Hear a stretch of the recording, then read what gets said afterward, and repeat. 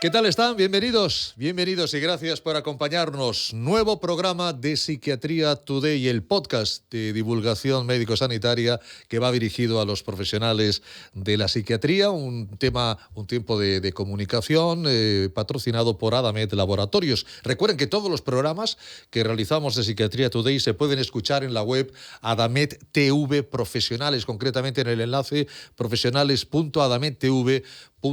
Ya saben que cada podcast analiza temas de interés, temas de actualidad para profesionales de la psiquiatría, temas que se encarga de elegir, de escoger, de elaborar pues nuestro referente en la materia, como es el profesor Miguel Álvarez de Mon González, que ya saben que es médico especialista en psiquiatría, es adjunto en el Hospital Infanta Leonor de Madrid y profesor investigador de la Universidad de Alcalá. Profesor Álvarez de Mon, bienvenido nuevamente y gracias por estar con nosotros.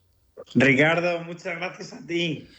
Y sobre todo, muchas gracias a nuestro invitado de hoy, que como todos es especial. Sí. Este quizá por su juventud no tiene la trayectoria de otros, sí. Sin embargo tiene la ilusión y sobre todo lo que tiene es una grandísima amistad conmigo y tengo que decir que es un doctorado aventajado porque avanza a un ritmo muy bueno. Oye, gran formación tiene. Se ha recorrido media España formándose. Fíjense, el invitado de hoy, que es el doctor Federico Carabot, al que ahora saludaremos, estudió medicina en la Universidad de Navarra. Tras estudiar el MIR en Oviedo, se especializó en anestesia en el Complejo Universitario de Badajoz, que es el hospital de referencia más importante de toda Extremadura. Tras un tiempo en la Fundación Jiménez Díaz en Madrid, pasó al Hospital Universitario de Torrejón y recientemente se ha trasladado a Palma de Mallorca. Es investigador de la Universidad de Alcalá, donde realiza su doctorado y es miembro del Instituto de Investigación Ramón y Cajal. Doctor Federico Carabot, muy bienvenido y gracias por acompañarnos. Muchas gracias, Ricardo. Yo encantado de poder estar aquí esta noche con vosotros y poder colaborar con esta iniciativa. Le queda Andalucía, Galicia y poca cosa más. Todo se andará. Todo se andará, que efectivamente ahí vemos la tremenda juventud del doctor Carabot, que el tema, Miguel, me parece como todos, apasionante. Los opioides, el tratamiento del dolor, ese tema que en psiquiatría es fundamental, ¿verdad? Totalmente, ¿no? Yo entiendo que muchos de los que lo estén escuchando dirán, ¿qué hace un anestesista en un podcast de psiquiatría? Pero lo vamos a ver. Muy bien. Pues ahí estáis. Es que es clarísimo, porque muchos de los que nos están escuchando, muchos de nuestros oyentes habrán oído hablar, seguro, Federico, de la crisis de los opioides. Entonces, la crisis de los opioides, ahora nos contarás un poco, pero la crisis de los opioides viene un poco a raíz de tratar el dolor. Entonces, claro, tú nos vas a describir un poco toda esta problemática, el tratamiento del dolor, de un tratamiento que, aunque sea, ahora nos cuentas, pero en principio eficaz, genera muchos problemas de adicción. Entonces, ahí es donde nos toca a nosotros. Entonces, Federico, con la amistad que nos une, no te puedo llamar doctor Carabot, me supera. Entonces, Federico, ponnos primero en contexto, porque yo creo que todos hemos oído hablar de la crisis de los opioides. Algunos incluso hemos visto la serie Dope Sick, que aprovecho para recomendar. Dope Sick, que habla de un poco de uno de los motivos detrás de la crisis de los opioides, de la familia Sackler, de los escándalos de Purdue Pharma, etc. Pero bueno, volviendo al tema. Cuéntanos qué es la crisis de los opioides, Federico. Bueno, la crisis de los opioides ha sido y sobre todo es un fenómeno devastador, ¿no? La crisis de los opioides es un problema de salud pública que refiere al abuso, al mal uso y a la adicción de los opioides, ¿no? Los opioides son fármacos que se utilizan para analgésicos. Y esta crisis es una preocupación grave en muchos países, especialmente para los Estados Unidos. Tenemos que tener en cuenta que el año pasado, solo en el 2022, y solo en los Estados Unidos fallecieron 100.000 personas en el contexto de la crisis de los opioides. Joder, madre mía. Es una cifra exacta, es una cifra, vamos, yo no tengo los números, pero ¿cuánta gente se llevaría el COVID en Estados Unidos? No lo sé, no tengo ni idea.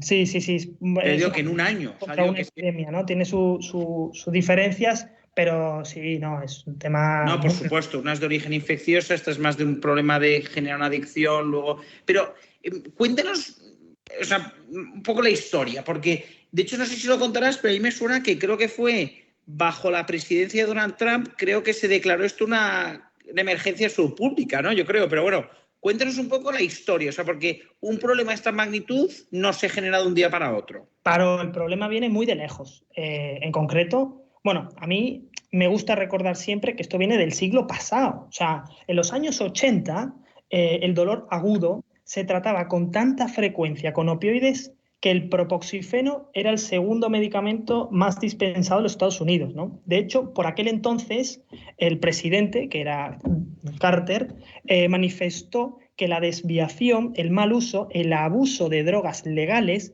podía estar ya involucrada en 7 de cada 10 muertes por drogas, ¿no?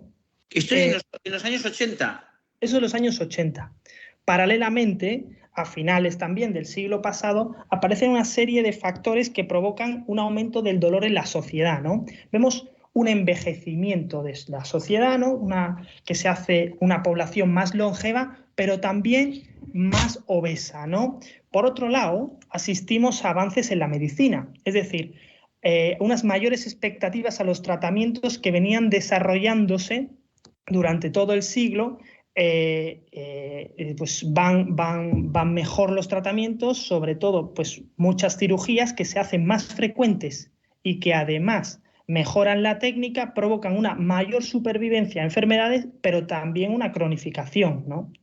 Tenemos que tener en cuenta que el dolor crónico en los años 90 se trataba en gran medida con terapia cognitivo-conductual, incluso con hipnosis, ¿no? Y aquí hay un dato que es que resulta llamativo que muchas aseguradoras limitaron la cobertura de esta terapia cognitivo-conductual para el dolor. Además, aparecieron una serie de alertas, de alertas sobre todo cardiovasculares a los AINES, a la aspirina, ¿no? La toxicidad del paracetamol se incidió mucho en los Estados Unidos y esto creó un caldo de cultivo que a principios de los 2000, pues la industria farmacéutica sacó Oxycontin, ¿no? Que es el nombre comercial de la oxicodona. Que esto lo sacó Purdue Pharma. Eso es, y la oxicodona funcionó, y funcionó muy bien. Sin embargo, pues es sabido por todos, o sea, se llevó a cabo una relativización fraudulenta de la adicción, una promoción del uso no indicado y un aumento en los esquemas pues, de soborno a médicos, honorarios lucrativos, cabildeo, que lamentablemente pues, todos hemos visto en las noticias, ¿no? No hay que olvidar que Purdue Pharma, aparte que ha entrado en bancarrota, han tenido todo tipo de juicios, allí yo creo que ha habido gente que ha entrado en la cárcel. O sea, digo que esto en Estados Unidos, vamos, salió en portadas de periódicos tan importantes como New York Times, ¿no? O sea, digo, y también en mucha literatura científica. O sea, digo, esto está muy estudiado. Sí. No, hombre, la crisis de los opioides es que este apogeo de la oxicodona, que es el primer fármaco que involucrado, conlleva, pues, lógicamente, un aumento del consumo de opioides y empiezan a crecer las tasas de sobredosis y de adicción. Entonces, en este contexto, llama la atención que se disparan las muertes por heroína, ¿no? El dato, creo recordar que entre 2010 y 2015 se triplican las muertes por heroína, ¿no? Bueno, hay varias hipótesis, pero la hipótesis que a mí me parece más contundente de este hecho es que fue causado por haber generado un grupo poblacional susceptible. Me explico, ¿no? Personas dependientes a los opioides y además con problemas de tolerancia al fármaco se refugian, buscan en la heroína una alternativa más potente y más barata. O sea, porque la heroína es más potente y más barata que la oxicodona. Exacto. Entonces, llegados a este punto, también tenemos que comentar que el problema social pues, se intenta atajar. Por un lado, sale la reformulación del Oxycontin, una nueva oxicodona mucho menos dependiente, más segura, y hay ya medidas institucionales en cuanto al uso ambulatorio de los opioides. Pero, paralelamente, en la sociedad se desarrollan unas cadenas de suministro muy eficientes, ¿no? Y es cuando aparece el fentanilo. Y cuando me refiero al fentanilo, es el fentanilo y sus análogos ilícitos. Es decir, el fentanilo es un fármaco que es un opioide sintético, se hace en un laboratorio. Es muy poco voluminoso y es 100 veces más potente que la morfina. Entonces, este producto empieza a comercializarse ilegalmente. O sea, es 100 veces más potente que la morfina. Sí. Pero respecto a la heroína, ¿es más o menos? Más potente también. O sea, que el fentanilo es más potente que la morfina y que la heroína y que la oxicodona. Eso es. Entonces, no, hombre, ya aparecemos en un contexto coloquial, ¿no? El Chapo Guzmán, que es un narcotraficante conocido, coloquialmente se apoda como el rey del fentanilo, ¿no? Toma ya.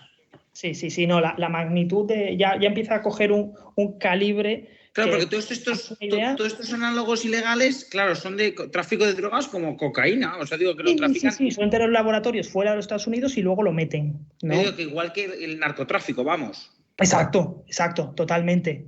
Sí, uso recreativo total del fármaco, ¿no? O sea, a día de hoy, a mí un dato una cosa que me gusta comentar es que las personas que ingresan en un centro de tratamiento para la adicción tienen más probabilidades de haber comenzado a consumir opioides ilegalmente que recetados, ¿no? Eso yo no lo sabía. ¿Ves? Eso es un dato. Sí, es que el concepto ya cambia, ¿no? La crisis de los opioides hay que verla con una visión dinámica, cambiante. Ha ido evolucionando tanto en fármacos, como hemos ido comentando, como en usos. O sea que en fármacos, entonces, la evolución, ¿cuál ha sido? Resumiendo. Pues empezamos por... Sí.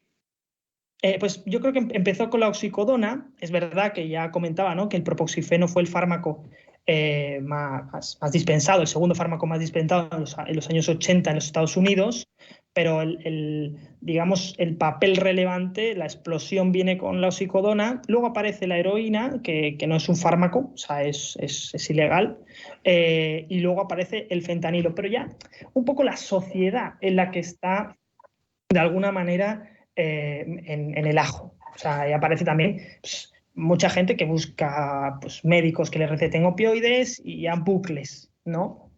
Tú lo has descrito muy bien, o sea, que a pesar de esto de ser un podcast breve, digo que tampoco tenemos aquí horas porque este es un proceso súper complejo, ¿no? Pero para un resumen de 15, 20 minutos, creo que lo has resumido bastante bien y sobre todo tú ya has explicado con una serie de circunstancias sociales que favorecen la aparición de este problema. Quiero decir que también la mayor supervivencia, cronificación de enfermedades, más cirugía, o sea, quiero decir que también se crea que estos problemas tan complejos no se pueden simplificar, no se pueden reducir. Y luego también, pues toda esta casuística o todas estas circunstancias sociales, pues se junta que empieza a haber gente que ilícitamente lo empieza a promover, ya empieza a haber uso recreativo, empieza a haber abuso sin estar el tema médico de por medio, y ya tú has dicho que ya es claramente mayor el porcentaje de personas que buscan ayuda por una adicción a opioides porque han empezado por vía recreativa, lúdica, que por vía médica. O sea que sí que tú has descrito muy bien que a lo mejor empieza de una manera pero luego va a otra. Pero yo tampoco me quiero ahora remontar a temas históricos, pero yo me acuerdo que ya se reportaban problemas en Vietnam y en Corea. O sea, quiero decir que los soldados americanos en Vietnam y en Corea también había problemas de temas de opioides. Quiero decir que es un problema que es verdad que a lo mejor luego pues se tapó, disminuyó, se abordó, y que es verdad que ha repuntado otra vez y ya llevamos décadas con esto. Yo en esto no sé si tú, como anestesista, ¿no? Porque al final, no lo hemos dicho, ¿no? Pero también hemos invitado a Federico, no solo por ser anestesista, es que Federico está haciendo la tesis en esto, ¿no? Yo tengo la suerte de estar dirigiéndole la tesis a Federico Carabot, que la está haciendo en la crisis de los opioides, ¿no? Estamos haciendo un estudio, digamos, sociológico, intentando profundizar en todas las raíces históricas, sociológicas y actuales, porque al final es un problema que tiene un punto de dolor que comienza en muchos casos, digo, no los que empiezan por vía recreativa, pero que muchos pacientes pueden venir por la vía del dolor, pero al final acaban generando una adicción. Entonces, al final, el psiquiatra anestesista, esto lo tenemos en común. O sea, que desde luego que digo que se produce una... Totalmente. Es un área que tenemos que abordar cada uno de una manera. Entonces, antes de seguir así con preguntas como más científicas, no sé si has visto la serie Dopesick. No te voy a hacer muchas preguntas, que tampoco tengo mucho tiempo, pero a mí me pareció increíble. Sí. Bueno, Dopesick es una serie basada en un libro, ¿no?, de Beth Macy, que tiene el mismo título. A mi parecer, la serie hace un barrido muy interesante de la crisis de los opioides en los Estados Unidos, ¿no? Y además muestra todo esto de cómo las compañías farmacéuticas promovieron y comercializaron los opioides, que ha llevado a la epidemia de adicción y las muertes, ¿no? Es interesantísimo cómo se presenta, con una narrativa compleja, pero todo lo que abarca la crisis. Es decir, son varias décadas y puedes ir siguiendo a varios personajes, vamos imaginándonos el alcance total de la crisis, ¿no? No, y también una cosa en la que pone bastante el foco, con bastante acierto, es corrupción política, lo de siempre, no corrupción de las agencias reguladoras. Eso es.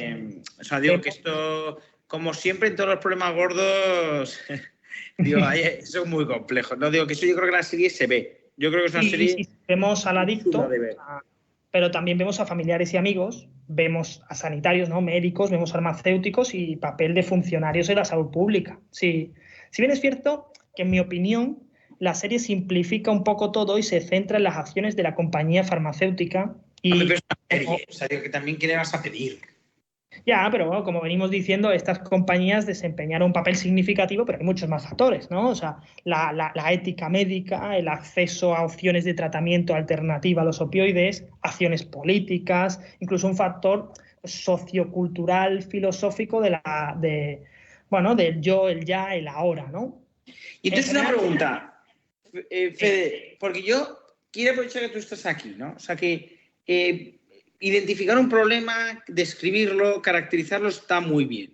Pero entonces, ¿qué opciones tenemos para hacer tratamiento del dolor?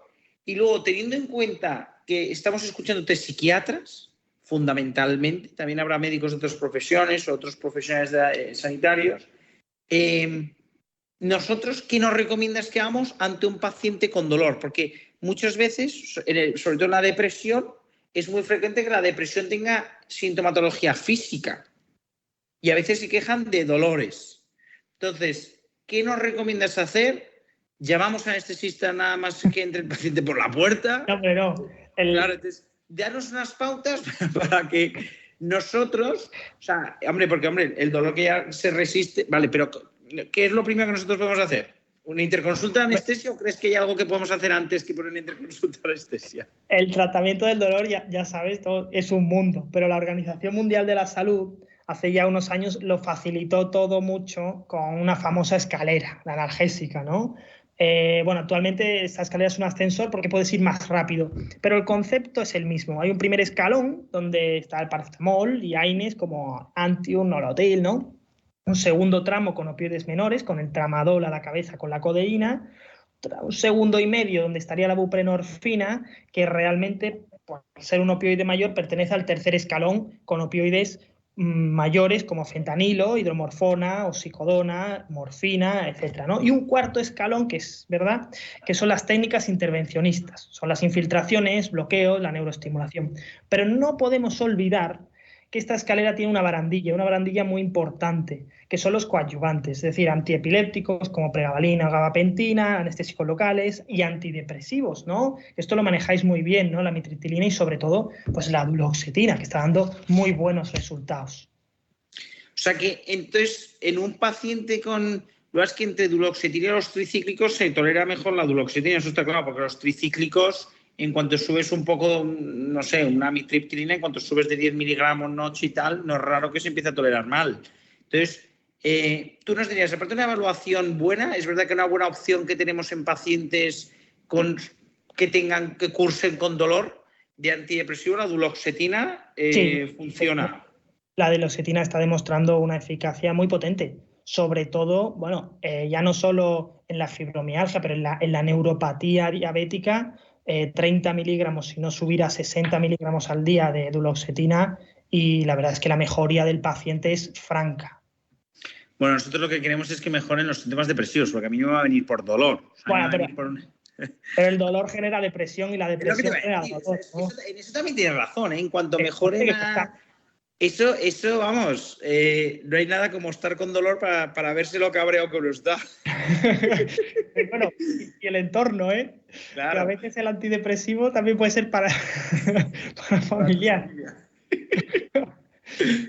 Oye, Fede, pues muchísimas gracias, porque creo que has abordado un tema bastante complejo. Evidentemente no hemos profundizado todo lo que se podría profundizar, pero es que esto es un podcast de 15-20 minutos que al final se nos acaba yendo siempre a más, pero bueno, lo que queremos es sobre todo picar el gusanillo. Yo creo que esto es un tema para profundizar, hay mucha literatura científica, también esto ha saltado a los medios, hay reportajes. Quiero decir que al que le interese la crisis de los opioides me parece interesante, y luego yo creo que por nuestra parte manejar un antidepresivo que va bien, la duloxetina va bien para temas de dolor, o sea, que sintomatología ansioso-depresiva que cursa de alguna manera con manifestaciones físicas o somáticas. Y luego también, en cuanto nos parezca que esto se nos va a las manos, antes de precipitarnos a hacer un uso a lo mejor irracional o equivocado, antes de saltar opioides o lo que sea, pues ahí sí que ya consultamos con un especialista en dolor, ¿no? En la unidad de dolor. Exacto, la unidad de dolor. Pues muchísimas gracias, Federico. Ha sido un placer, como siempre, compartir este rato de tertulia. Yo encantado de poder estar aquí esta noche con vosotros y colaborar con esta iniciativa que es fantástica. Pero está a la altura, ¿eh? El tema es de eso. La he estado, igual que lo estarás en la tesis, doctor, igual que lo estarás en la tesis con un coach ahí como el profesor Álvarez de Mon. Me he apuntado la serie Dopesick, yo no la he visto, yo me quedé con House y su oxicodona, o sea, estoy absolutamente en el siglo XX, como decía antes. Ricardo, hay que actualizarse. Hay que actualizarse, me lo he apuntado. Me voy a ver este fin de semana Dopesick. Doctor Carabot, muchísimas gracias. Profesor Álvarez de Mon, que te voy a decir que un placer como siempre tenerte aquí. Gracias por escoger estos temas apasionantes. La anestesia a mí es una especialidad que siempre me ha llamado muchísimo la atención y me parece absolutamente espectacular. Muchas gracias. Y ya estamos pensando para el próximo podcast, Miguel. Así que a por él, ¿eh? Y tiraremos de Federico cuando defienda la tesis. Naturalmente, claro que sí. Cuando lo necesitéis, yo encantado. Un abrazo a los dos, muchísimas gracias. Un placer. Gracias. Buenas noches. Hasta aquí este podcast de Psiquiatría Today. Gracias por acompañarnos. Ya saben qué preguntas, temas que quieren que abordemos, que el profesor Álvarez de Mon pues también los aborde en el programa. Recuerden, preguntas, sugerencias en nuestro correo de contacto @psiquiatriatoday.com. Ha sido un espacio realizado por Nenisi Walk y patrocinado por Adamed Laboratorios. Como siempre, muchísimas gracias por su tiempo y hasta el próximo podcast.